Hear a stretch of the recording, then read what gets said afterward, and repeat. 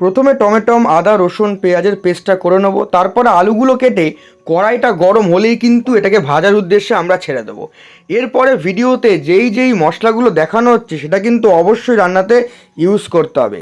তারপরে এরকম দারচিনি এলাচ নিয়ে কিন্তু আমরা এই ভাজার মধ্যে দিয়ে এটাকে ভালো করে কিন্তু আমরা এটাকে ভাজতে থাকবো, পুরো কড়া ভাজা।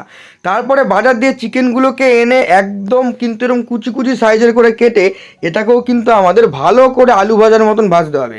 তারপরে এই পেস্টের ওপর এই মশলাগুলো দিয়ে আমরা সাইডে সরিয়ে রাখবো, আর ভাজার ওপর দিয়ে দেবো বেশ কিছুটা পেঁয়াজ।